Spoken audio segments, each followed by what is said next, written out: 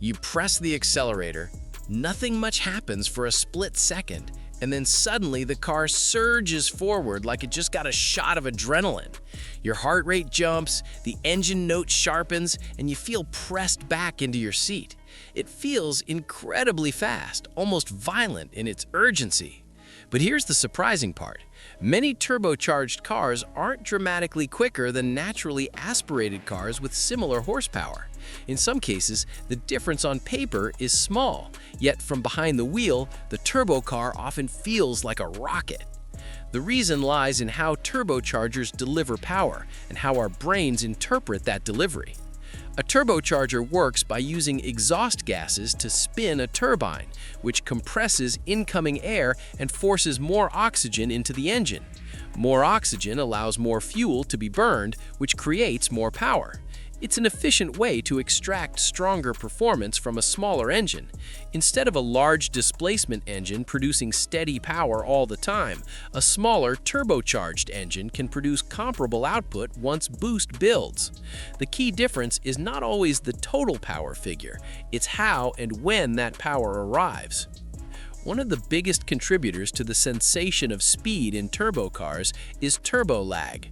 Turbo lag is the brief delay between pressing the accelerator and the turbo spooling up to deliver boost. For a moment, the engine feels relatively calm. Then, as the turbo reaches operating speed, power increases rapidly. That sudden transition from mild to aggressive creates dramatic contrast, and contrast amplifies perception. Your brain registers that jump in acceleration as something intense, even if the overall acceleration time isn't extraordinary. A naturally aspirated engine, by comparison, tends to build power in a smoother, more linear way. There's no sudden spike, just steady progression. That smoothness can feel calmer, even when the car is just as quick. Turbocharged engines also tend to deliver strong torque at lower RPM once boost is active. That torque surge creates a physical sensation, a shove that pushes you back into the seat. Humans perceive acceleration largely through changes in force acting on the body. When torque arrives suddenly and forcefully, it feels dramatic. Even if the car's total horsepower isn't extreme, the way torque hits can exaggerate the feeling of speed. A naturally aspirated engine may need to climb higher in the rev range to reach peak output, building momentum progressively. The turbo engine, once spooled, often delivers a concentrated wave of thrust in the mid-range. That wave feels powerful and urgent. Sound also plays a significant role in shaping perception. Turbocharged cars often produce distinctive audio cues: the whistle of the turbo spooling, the hiss of a blow-off valve, the deepening growl of the engine under boost.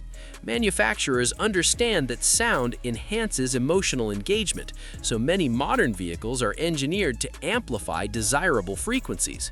Some even pipe enhanced engine sound into the cabin to make acceleration feel more dramatic.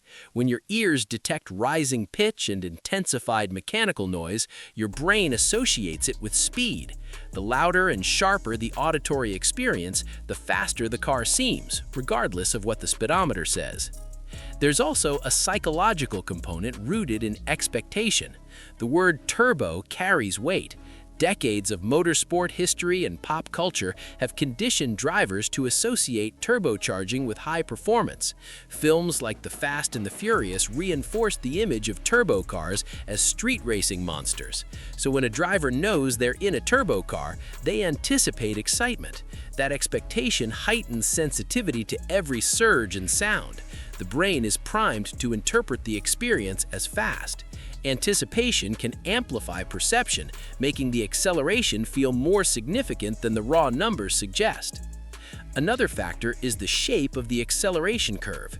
Two cars may reach 60 miles per hour in nearly identical times, but if one delivers power in a dramatic spike while the other builds it steadily, the dramatic one usually feels quicker.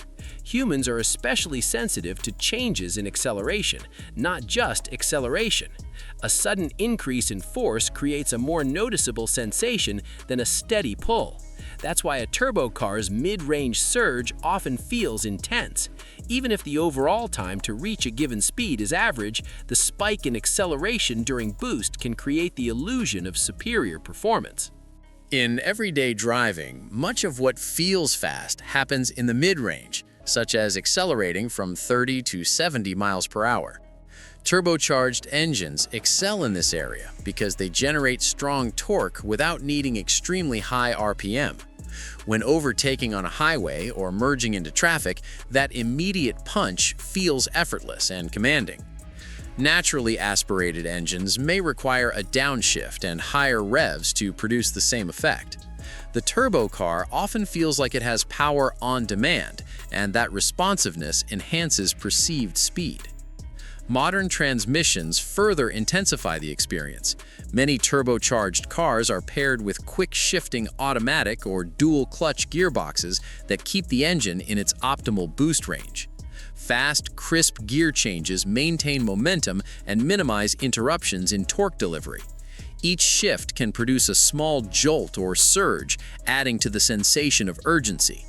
Rapid gear changes combined with sustained boost create a continuous wave of thrust that feels aggressive even if the vehicle's performance statistics are moderate. Of course, some turbocharged vehicles are genuinely very fast. High-performance models such as the Porsche 911 Turbo and the Nissan GT-R use advanced turbo systems to deliver extraordinary acceleration that matches and often exceeds the dramatic sensation from behind the wheel. In those cases, the numbers and the feeling align perfectly. But in more common commuter vehicles equipped with small turbocharged engines designed primarily for efficiency, the boost drama can make performance feel more intense than it objectively is. By contrast, naturally aspirated sports cars like the Toyota GR86 often emphasize balance and linear response. Their acceleration builds predictably as revs climb. To some drivers, this feels refined and controlled. To others, it may seem less thrilling compared to the sudden surge of boost. Yet smoothness should not be confused with slowness. Linear power delivery can produce equally competitive acceleration times. It simply lacks the theatrical spike that turbocharging provides. Ultimately, turbo cars feel faster than they are because they create drama. The brief pause before boost, the sudden torque wave, the intensified sound, and the rapid mid-range surge all combine to heighten the senses. Human perception is influenced by contrast, sound, and expectation as much as by raw speed. A turbocharged engine is exceptionally good at manipulating those sensory cues. It turns acceleration into an event rather than a steady climb. When you press the throttle in a turbo car and feel that rush as boost builds, the experience is real, even if the stopwatch suggests modest performance. Speed is not just a number measured in seconds, it is a sensation processed by the brain and body. Turbocharging, with its unique delivery and drama, is engineered not only to increase power, but also to amplify that sensation. And sometimes, feeling fast is just as satisfying as actually being fast.